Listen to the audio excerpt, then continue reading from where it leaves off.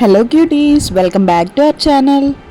So cuties, it will be the last part. నాన్నమ్మ వాళ్ళ ఇంట్లో అయితే రీఫ్రెష్ అయ్యి మళ్ళీ జర్నీ స్టార్ట్ చేసేసాం. ఈయన చూసారా అసలు ఉండట్లేదు, బుడ్డిదాన్ని వదిలేసి డ్రైవింగ్ చేసేటప్పుడు కూడా అది ఒళ్ళోనే ఉండాలి. మరి ఆఫీస్కి వెళ్ళాక ఎలా ఉంటారో ఏంటో కానీ చూడాలి. లిటరల్లీ ఇప్పుడు చూస్తుంటే నాకు చిరుత మూవీలో సుబ్రహ్మణ్యం గుర్తొస్తున్నాడు. పాప అంటే ఎవరనుకున్నావురా? నేను గనక సినిమా తీస్తే టైటిల్ ఏంటో తెలుసా? పాపే నా ప్రాణం. పాప కోసం ఇంకా ఎక్కువగా మాట్లాడేవంటే పాప పాప పాప. అటువంటి మా పాపను పట్టుకొని ఎంతైనా నా పాప అండ్ హర్ పాప ఇద్దరు క్యూట్ ఫెలోస్.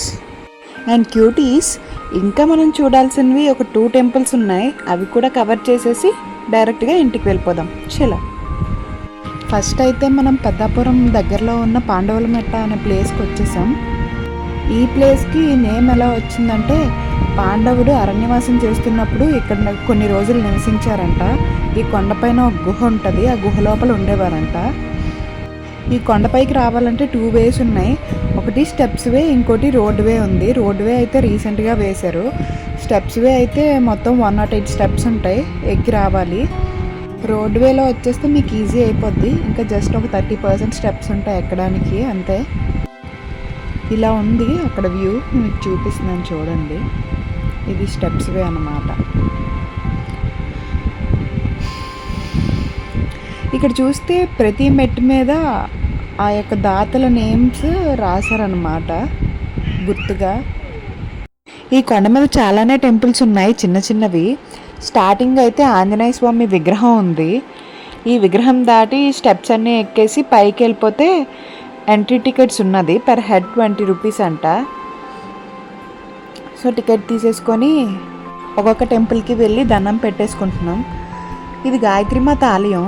నేనైతే ఫస్ట్ టైం చూశాను, తాబేలు వాహనం అనుకుంటా. ఇలా వెళ్తే ఇక్కడ భీముని పాదాలు ఉన్నాయి. పాండవులు వాళ్ళ అరణ్యవాసం టైంలో ఇక్కడ కొన్ని రోజులు నివసించారంట. ఇక్కడ ఒక గుహ కూడా ఉంది, మీకు చూపిస్తాను. ఇదిగోండి, ఇదే ఆ భీముని పాదాలు ఉన్న స్పాట్. అవేనంట భీముని పాదాలు. వాటి మీద అందరూ కాయిన్స్ వేస్తున్నారు. ఇక్కడ చూసారా ఈ స్టోన్స్? ఇక్కడే కాదు, నేను చాలా ప్లేసెస్లో చూశాను. ఒక స్టోన్ మీద ఒక స్టోన్ పెట్టి ఇలా పెడుతూ ఉంటారు.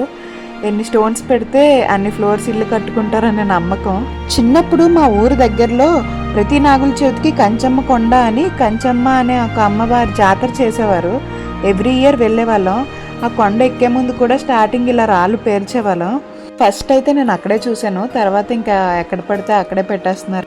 మేము వెళ్ళిన టైంలో అయితే ఎవరూ లేరు టెంపుల్లో, ఆ పంతులు గారులు తప్ప.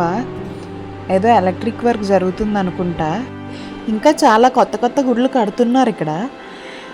ఇవన్నీ అప్పట్లో లేవనుకుంటా, ఈ మధ్య కట్టినవి అనుకుంటా.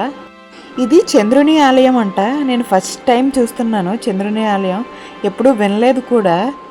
ఇదే ఫస్ట్ టైం నేను చూడడం, అందుకే మీకు కూడా విగ్రహం చూపిస్తాను.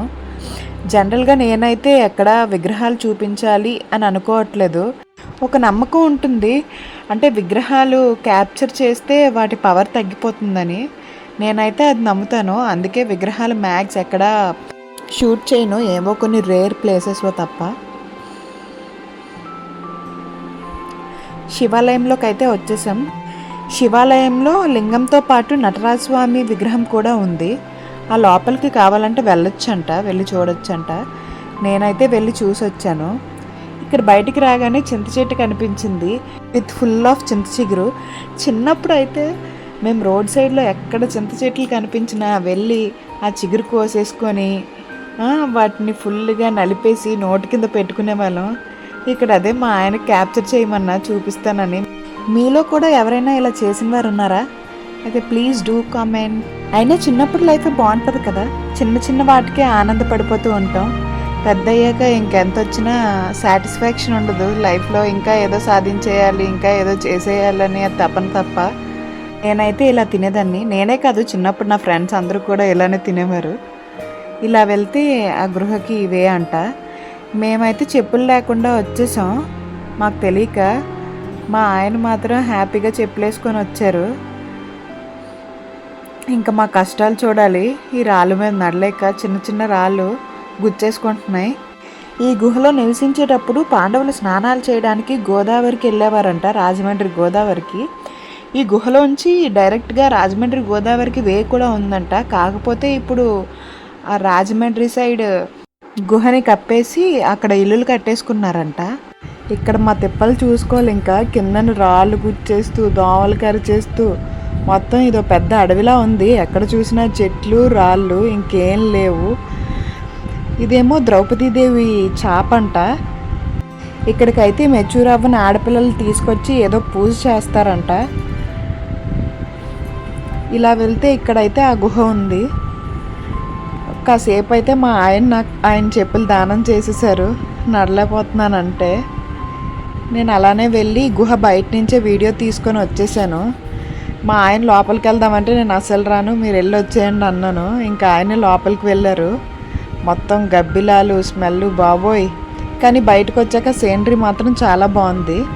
ఇంకా అవన్నీ చూసేసి అక్కడ దగ్గర నుంచే వేరే స్టెప్స్ వే ఉంటే అక్కడి నుంచి కిందకి దిగేసాం. మా ఆయన అయితే కార్ తేడానికి వెళ్ళారు. చూడండి, కార్ తేడానికి వెళ్ళినప్పుడు కూడా బుడ్డదాన్ని తీసుకొని వెళ్ళిపోయారు. మరి ఎలా తీసుకొద్దామనో ఏంటో. దాన్ని ఒళ్ళో పెట్టుకొని ఆయన కార్ డ్రైవ్ చేసుకుంటూ వచ్చేసారు ఒక్క ఆయన. ఇంకా కొండ దిగేసి రోడ్డు మీదకి అయితే వచ్చేసాం. నెక్స్ట్ పెద్దాపురం మరిడమ్మవారి టెంపుల్కి వెళ్ళాం. ఇది చాలా ఫేమస్ అంట ఇక్కడ మరిడమ్మవారు. నేను ఇంతకుముందు పెళ్ళైన కొత్తలో కూడా ఒకసారి వచ్చాను. కాకపోతే అప్పుడు మా ఆయన నేనే వచ్చాం, బైక్ మీద వచ్చాం. ఇప్పుడు పాపను కూడా తీసుకొని వచ్చాం.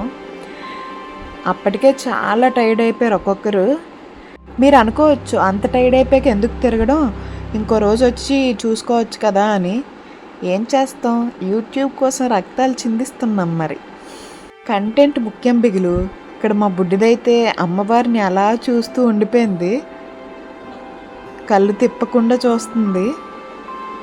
ఇక్కడ కూడా ఇంక దర్శనం చేసేసుకున్నాం. టెంపుల్ నుంచి బయటికి రాగానే ఇంక ఆపోజిట్లో ఉన్న పాన్ షాప్కి అయితే వెళ్ళాం. మా ఆయన చల్లగా ఏమైనా తాగుతావా అని నన్ను అడిగారు. లేదు నాకేం వద్దు, నేనేం తాగను అన్నాను. సరేలే నేను ఒక గోలీ సోడా తాగుతాను అని గోలీ సోడా తీసుకున్నారు. కొంచెం టేస్ట్ చూడు అన్నారు. టేస్ట్ చూడు అన్న పాపానికి మొత్తం గోలీ సోడా అంతా పీల్చేసా. తాగేసి మళ్ళీ ఇంటికి బయలుదేరిపాం. దారిలో నాకు ఈ పెద్ద ఆంజనేయ స్వామి విగ్రహం కనిపించింది, అందుకే వీడియో తీశాను. తర్వాత ఇక్కడ ఏదో సాంగ్ ప్లే అవుతుంటే ఎక్స్ప్రెషన్లు ఇచ్చుకుంటూ నాకు నేను వీడియో తీసుకున్నాను.